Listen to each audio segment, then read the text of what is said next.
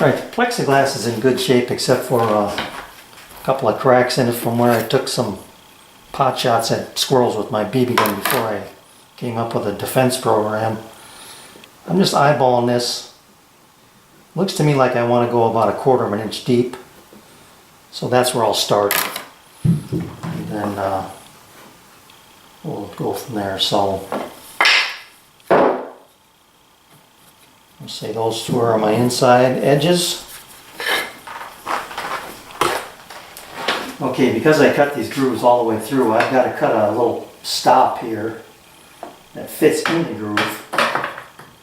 Hold the plexiglass up and just so that it falls a little bit under the top of this side. So I'm going to cut this piece about that long, maybe a little longer. I'll cut 2 of them, split them in half, and then plug these ends so that my glass doesn't slide down to the bottom. I'm going to do something a little different this time with this bird feeder. Taking apart that old one, the screws were just rusted and falling apart. So with this one, I decided to do dominoes, and in here I'm doing a through domino to hold the sides. So it'll be just glue, and that'll work out just fine, I think, with the Tight Bond 3. And there we go with the other side over here. There. Let's see, make sure these glasses go in here.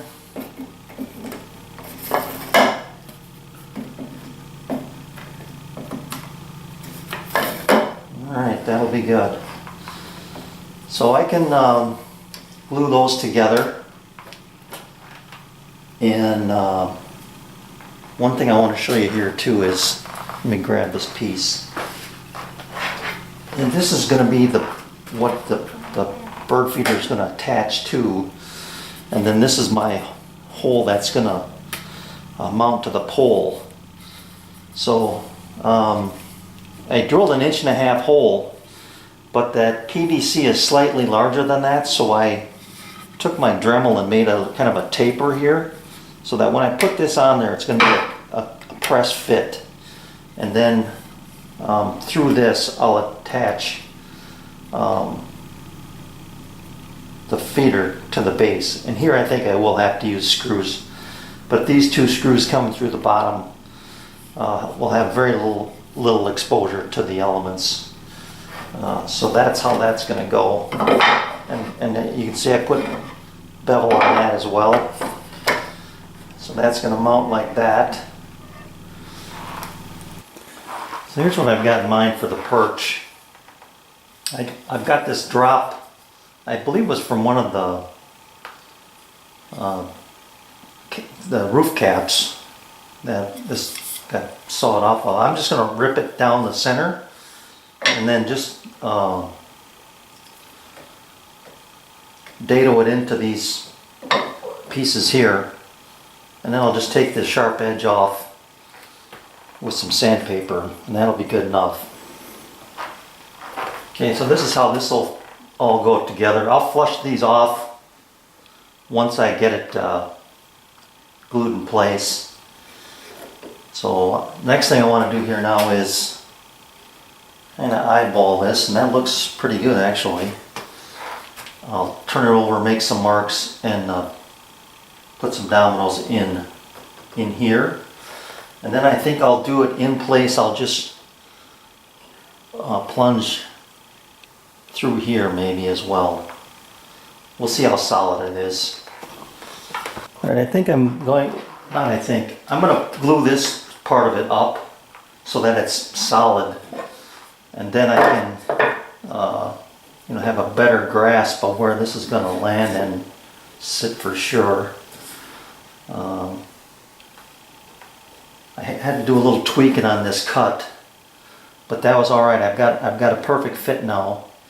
And then the other thing I did while I was at it was I made my roof cap pieces here at the same time so that that bevel is exactly the same as this bevel cut. So I'm going to kind of set things aside here, glue this portion up, and wait for it to set up, and then we'll go from there.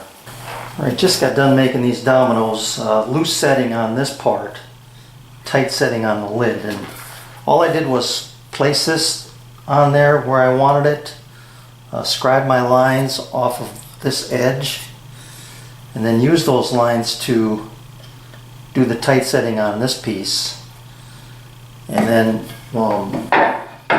laid it on my bench like this and referenced off the bench top, and I had my lines here and made my dominoes that way. So let's see how it fits.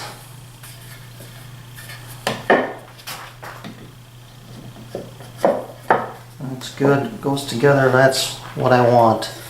And it gives me the ability to move that just enough that I can get my other piece on there for reference when I glue this in place and have it stay put. I don't want to do that just yet. I've got to make sure I put my glass in here, and then I want to get these done first.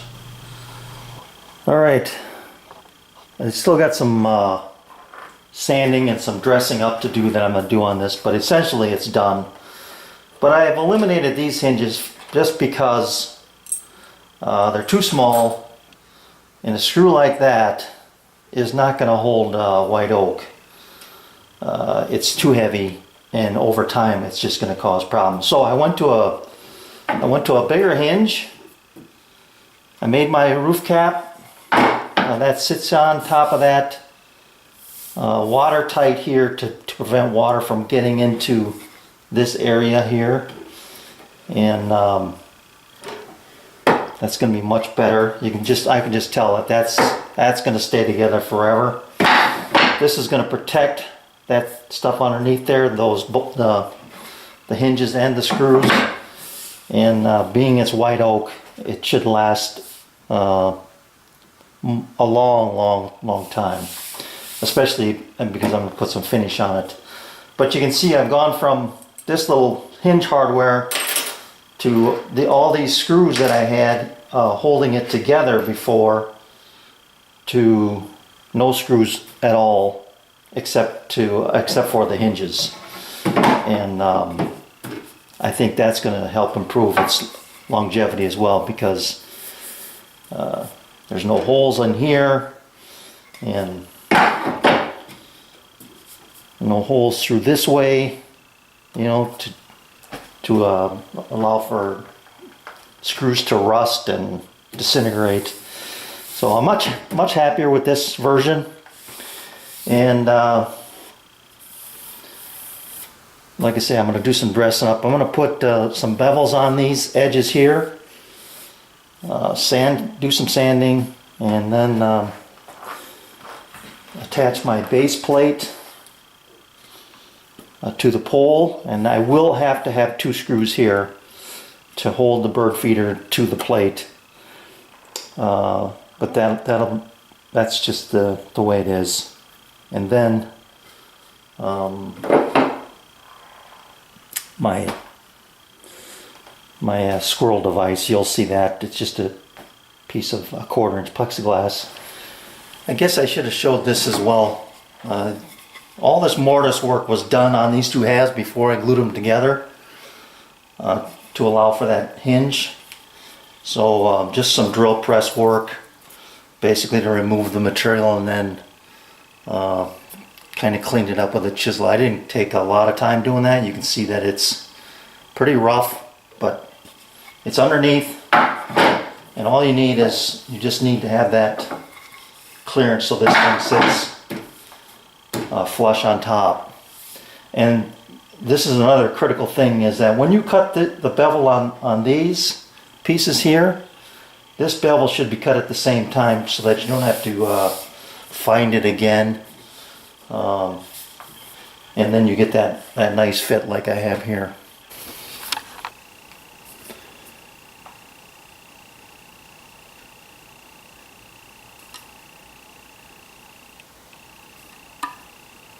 Pay no attention to this. It's not a stain. This is it's made up here in Chippewa Falls, Wisconsin.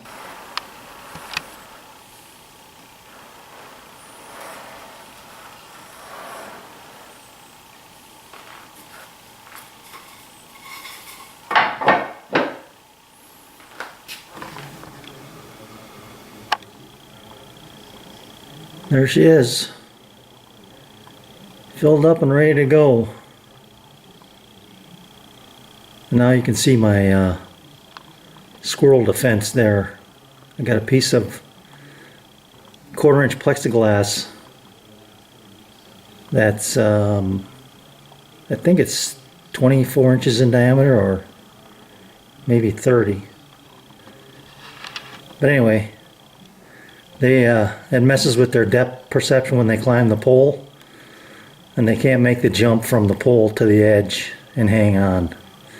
So it's pretty humorous to watch those squirrels time and time again try to get up that pole and get into that bird seed. If you build it, they will come.